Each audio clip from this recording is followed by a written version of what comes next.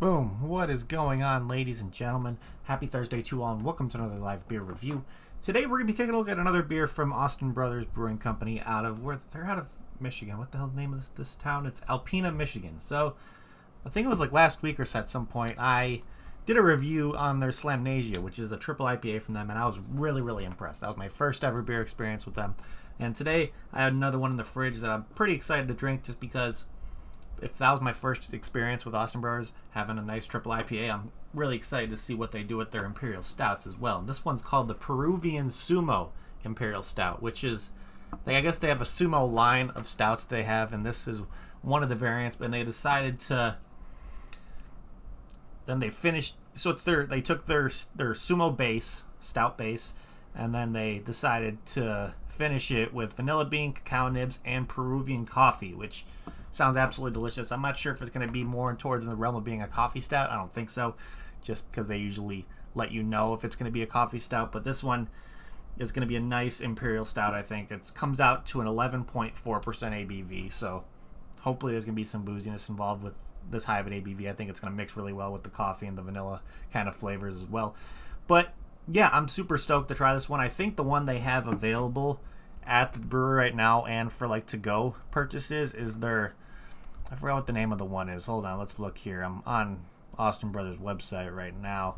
So it looks like for the heavier stout stuff that they have over available at the brewery, of course they got some two American porters, and then they got the Sumatra Imperial Stout, which, let's see. Okay, so they did that with Sumatra coffee. So they have the same kind of like Sumo base, but they have it aging, they have it sitting with a different kind of coffee, which is going to give you a completely different beer as well. So I'm pretty damn excited to give this one a try, just because I don't think I've had a beer with Peruvian coffee in it before. So I'm really excited to see what kind of coffee notes that I get from it, because I know Peru definitely knows how to do their coffee. I've heard a lot of good things from Peruvian coffee, so I'm excited to see what kind of flavors I'm going to get out of this guy. So let's crack this thing open, see what we get on the nose. I'm expecting this to have a pretty heavy body to it. Definitely going to have, I'm assuming that this one's going to have more of a syrupy kind of mouthfeel as well. Who knows? It might be a little bit effervescent too, but I'm expecting some nice bitter notes. I'm expecting maybe the chocolate flavors that I get from it are going to be more in like the darker bitter chocolate due to it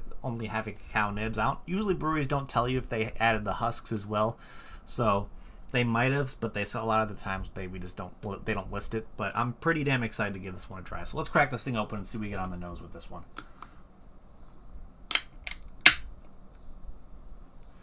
Let's see. Yeah. Oh yeah, right on the nose is just crazy coffee in your head. Definitely very, very coffee forward.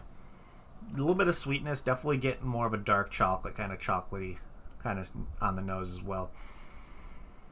Yeah, this smells like it's going to be absolutely fantastic, I think. I always enjoy a nice Imperial Stout, even when it's aged with coffee. To me, the only time I can ever have something with coffee in it is when it's in beer. I don't know why, but that's when I usually enjoy coffee the most. Maybe I just haven't found the right coffee for me, or actually good quality coffee. So, yeah, I'm super stoked with this one. So, gonna be drinking this out of my untapped tulip glass this afternoon. So let's pour this guy and see how dark this guy is.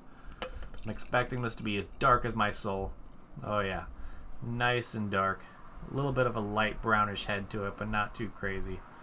Gonna be able to fit the entire can into this glass, I feel. Yep. Look at that.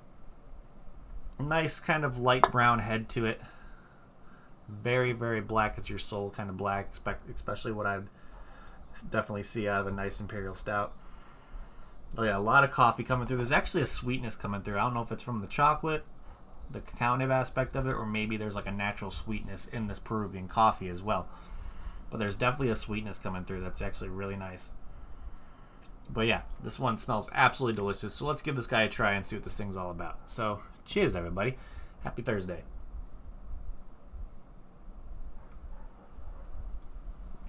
Whoa. That is very, very, very coffee in your face. Holy crap.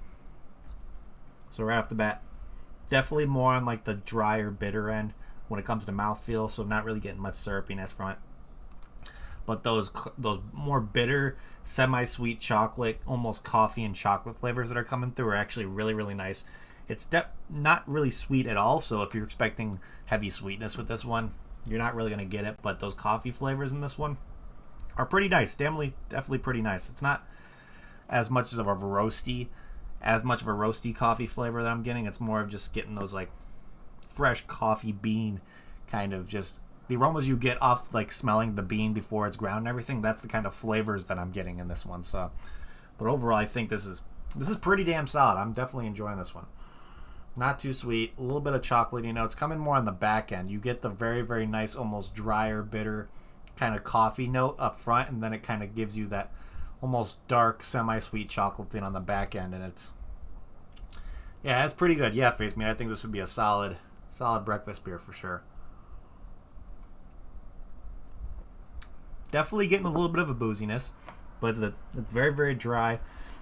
I don't want to say it's too bitter. It's definitely almost to the point where it may be too bitter for me, but there's definitely some nice coffee flavors coming from it. And if you enjoy coffee, this is going to be definitely one you're going to want to look for, and you most likely will definitely enjoy. I'm curious of what they do with the different coffee blends and all that kind of stuff, and to see how much of a difference the different beers from the Sumo line actually are, just because of the different coffees that they use. So the one thing that I may have done in this one to kind of make it have a little bit more sweetness to kind of balance out those bitter coffee flavors a little bit is, of course, I always talk about like when you're adding cacao nibs, it's a good thing to add the husks as well, just because the husks actually have more of a sweetness to it, and the nibs definitely keep in more like that dark bitter chocolate kind of flavor. Mostly you're not really going to get a crazy amount of sweet chocolate flavors from cacao nibs, but sometimes maybe add a little bit more vanilla in there, the Madagascar vanilla, to kind of add a little bit more of a vanilla sweetness. But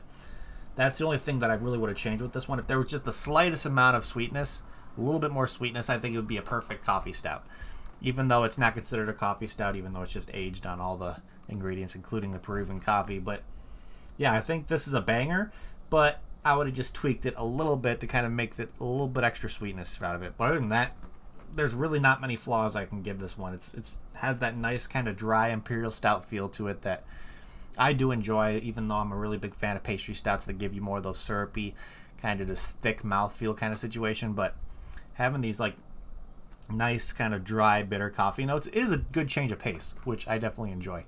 So let's look over here at Untapped and let's see what the description of this guy is. So what it says here, this is the second beer in their Sumo line of Imperial Stouts. Sumo means big. This is a big stout. 4 hours in the boil to build a strong body. Then it spent 5 days hanging with Peruvian coffee, cacao nibs, and Madagascar vanilla beans. The outcome is Sumo big and powerful. Sneaky smooth and drinkable for the ABV. Okay, there's one thing I want to reference here. So they say 4 hours into the boil. I'm going to give you guys an idea of how heavy of a gravity that's going to give it when it comes to on the brewing side. A lot of times, a lot of the beers that we brew over at Fibs, it's an hour and a half boil. Most of the time, that's pretty much what you're going to do. So 4 hour boil, you're going to get a very, very high gravity beer. Of course, that's probably helping in with the ABV. And then having it 5 days sitting around with the Peruvian coffee and the cacao nibs and the vanilla is definitely going to help extract those very, very strong, pungent coffee flavors. And with the process that they did with this one, I can definitely see why these flavors are the way they are. And it's not a bad thing at all. This is definitely showing that they know what they're doing. They have that 4 hour boil, which I think is crazy. I've never sitting there with a 4 hour boil. That's just insane to me. But I wonder if they did a lot of hopping in the process during the boil. They might have just done some lighter notes in there to kind of help with bitterness. Of course, because you're not going to get all the bitterness coming from the coffee. You're definitely going to be adding some hops in there to kind of bring in those bitter flavors to help enhance those bitter coffee flavors that you're getting from it. But yeah, the only thing that I would change with this one is instead of just only using the cacao nibs, use cacao husks as well, and then with the Madagascar vanilla. I don't know if they just put the beans in there. Sometimes when you split open a vanilla bean, you can kind of scrape out they call it vanilla caviar. It's the stuff inside of the bean itself that may help bring out some of those vanilla flavors, or they're just sticking the entire beans in there themselves. I don't know. But overall, I think this is pretty damn nice. It's smooth. It's definitely drinkable. The kind of the ABV sneaks up on you. That's for damn sure. At the first sip, you really don't get the ABV part of it. the booziness from it, but then after a couple sips, you're like, okay, that's the 11.4% talking to you. But yeah, I think this is pretty damn solid. So let's look back here at Untappd and let's see if we could find a similar beer to this guy. I'm going to look at the similar beers list on this one just because there's some breweries listed that I've never heard of before. So we can kind of go off there and see what we find. So, of course, we got one from The Answer. The Answer shows up on a lot of different similar beer lists for me. I don't know why, but this is their Chuang 50th, which I think is one of their anniversary. Or this is one of celebrating one of their friends. It's his 50th birthday, so they made a beer inspired to him. It's a thick stout with weasel coffee, toasted coconut, and tons of vanilla. Yeah, that's a 16.5, so you're going to get a lot more booziness. Of course, you're going to get those coffee flavors coming through. Coconut's going to add a little bit more of a toasty kind of situation. If they added a lot of vanilla to that one, most likely going to be a lot sweeter, so I don't know if I'm going to choose that one. We got one here from Pulpit Rock Brewing Company called 7 Years in Heaven. Where the hell is Pulpit Rock? I've never even heard of them. Okay, so it looks like they're in Iowa, in Decorah, Iowa. So this is the 7 Years in Heaven, which is, let's see. Okay, so that's a barrel age. So it's heavenly blend of 37 and 26 month old barrel aged Imperial stouts, then gently rested on toasted coconut. So that's going to be taking two different aged barrel aged stouts and kind of putting them together, and then adding toasted coconut. That's just going to bring you a whole lot of flavors in that one. That one might be a little bit too complex to be considered similar to this, so I don't know if I'm going to choose that one. Then we got one here from Burns Family Artisan Ales, which is their Swan Snarl Solar Eclipse, which Burns Family is out of, let's see where they're out of. They're out of Denver, Colorado. And this is a 19.6% ABV. Holy mother of pearl. So I don't know if I choose that one just because it's 2 times barrel aged, so you're definitely getting a lot of booziness coming from that one. And the last one we're going to look at here is from Marteau Brewing Company, which is their Brutal V3, which is a 14% Imperial Stout. Marteau Brewing Company is located in Sioux City, Iowa. So we got 2 Iowa breweries, which I think is pretty cool. But let's see. This is a barrel age as well. They aged in rum barrels for a little over a year with toasted coconut. See, a lot of these, I can't really put any of these in there with having similar flavors. I mean, the Chuang 50th may be the closest, but the ABV is going to kind of change it when it comes to booziness, because booziness does help with kind of getting some flavors to enhance a little bit more. But to be honest, the Chuang 50th is probably going to be the closest out of this list, and the one from The Answer. But let's look at some other stuff on Untappd that I've had that are in the Imperial/double stout range, and let's go do a beer history kind of thing. Let's see. I got a freaking sneeze coming. I know it. Oh, there we go. But looking by style, let's see here. So let's look under the stouts. Stout, Imperial Double. Let's see what they show here. Showing one from Urban South. I would probably put some of this stuff from Weathered Souls down in Texas to be similar to this one. Let's see. Maybe some stuff from Perennial. I know the brewery makes some nice stouts. Of course, they do a lot of barrel aging stuff as well. Tups would probably be a good brewery to kind of get similar beers like this. Wolf's Ridge. What else we got? McKellar. Definitely McKellar would be on there to have kind of a similar kind of coffee stout than that with like this. Let's see. Yeah, maybe Anchorage would have a nice coffee stout like this as well. New Anthem Beer Project. Noon Whistle. Yeah, the Dodging Traffic. That's one I'm definitely going to put to being pretty damn close with this one as well, with being a very, very strong coffee stout. I definitely put the Dodging Traffic from Noon Whistle to be similar to this. Alisang, maybe they do some... I thought they play around with the barrel aging as well. River North, yeah. Let's see, what else? Maybe stuff from Drake's, maybe stuff from Epic Brewing Co. Half Acre probably has stuff like that.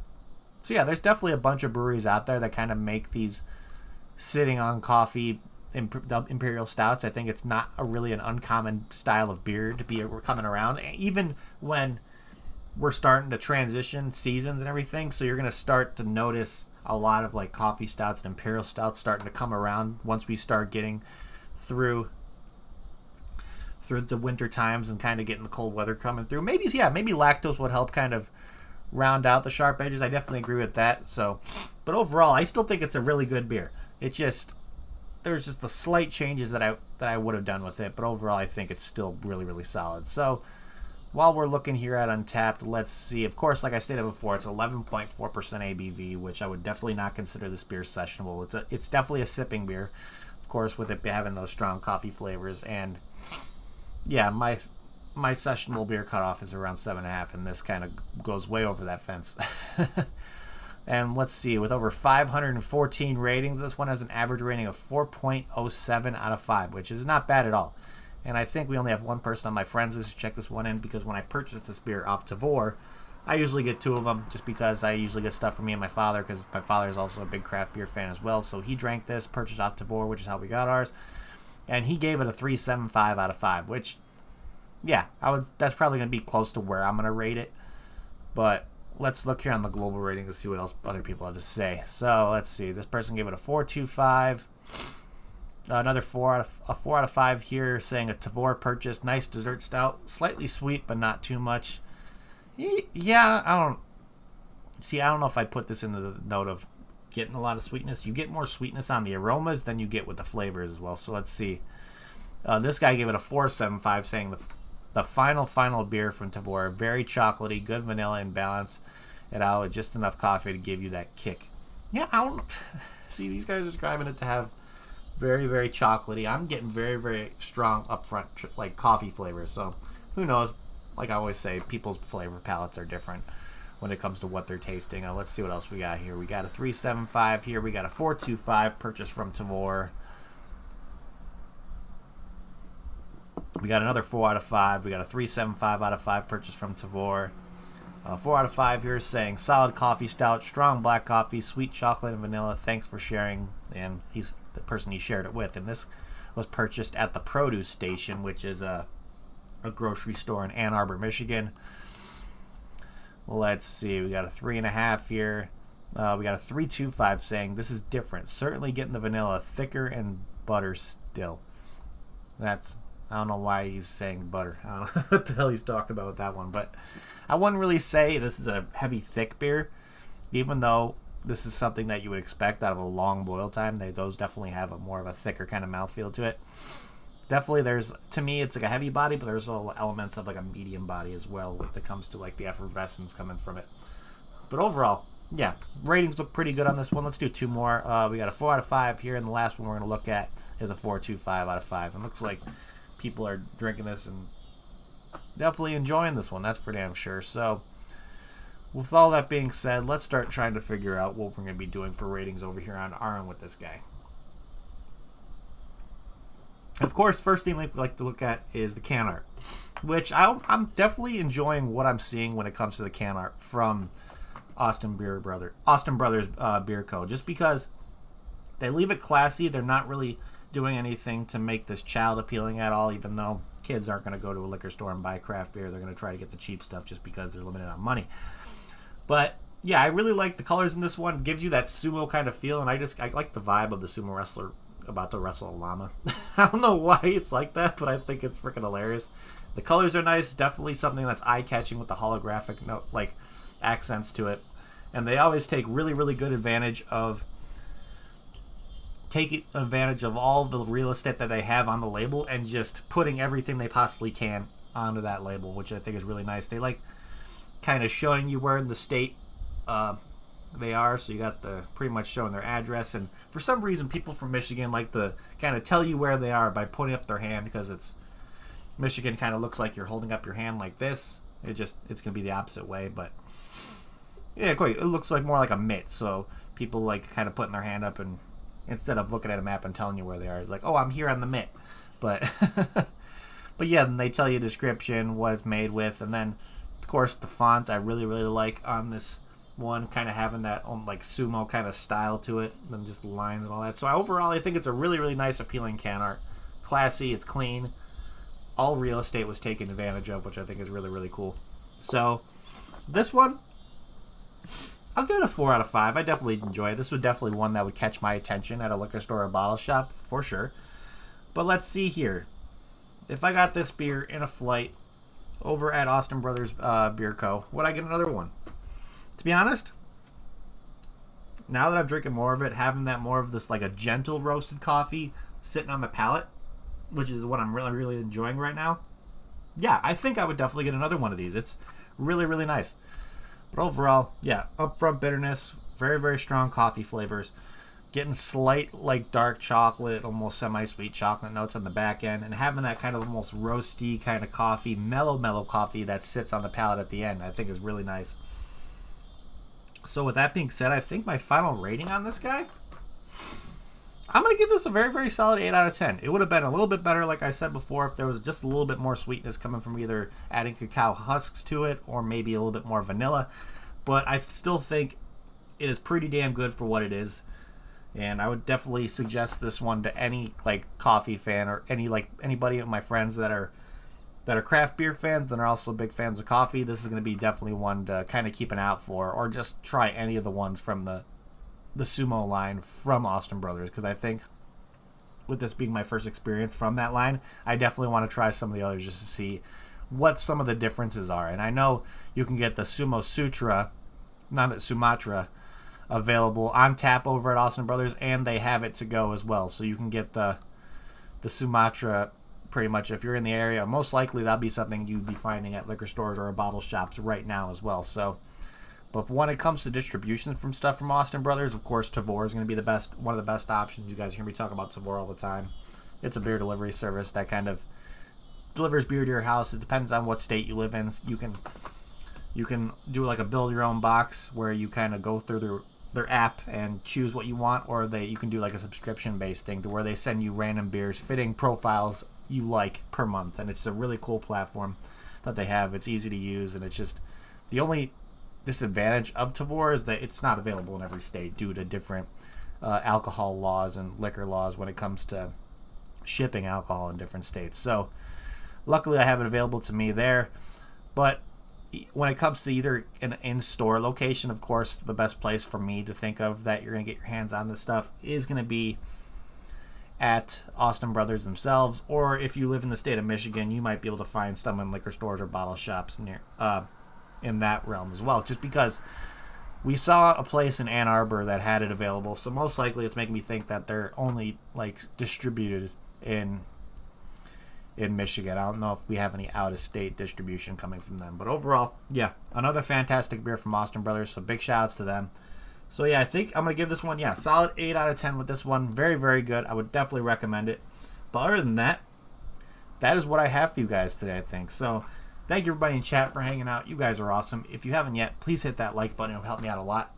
Also, if you're new to the channel and like what you see, make sure you hit that subscribe button as well, along with that notification bell. It'll let you know whenever I go live, do another review. I got reviews planned for the rest of the week for you guys, so keep an eye out for those.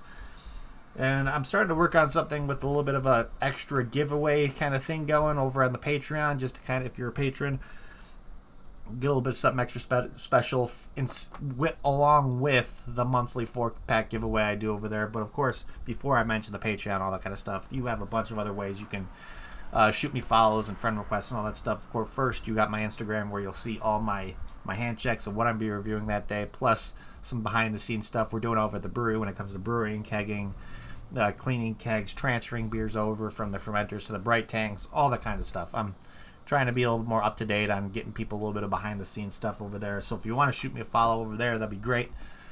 And then, of course, you can shoot me a friend request on Untappd. You guys hear me talk about Untappd all the time. It's an amazing platform. I like to call it Facebook for beer drinkers, because that's pretty much what it is.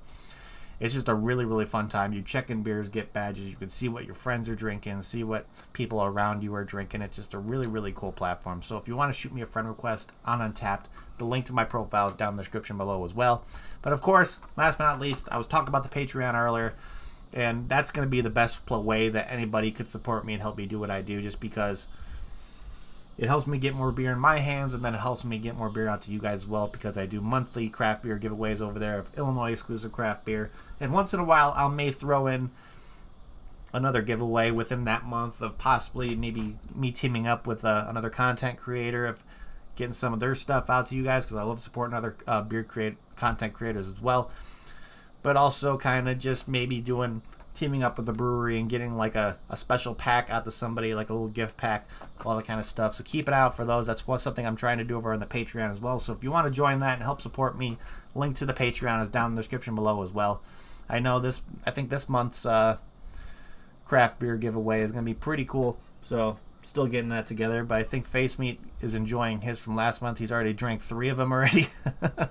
And everything I'm seeing him check in is he's enjoying, which I think is pretty damn awesome. So if you want the opportunity to try some great Illinois craft beer, join the Patreon. It's a fun time, and plus the more people I get over there, the more possible chances of me getting a Discord started, and then better opportunity for me to get like some glassware merch, coasters, koozies, all that kind of stuff. I want to have a bunch of stuff planned. I just need the people to kind of get the traffic over to the Patreon to do so. But other than that, that is what I have for you guys today. So again, thank you everybody in chat. You guys are amazing. And I'm going to end this like I always do before we get the hell out of here.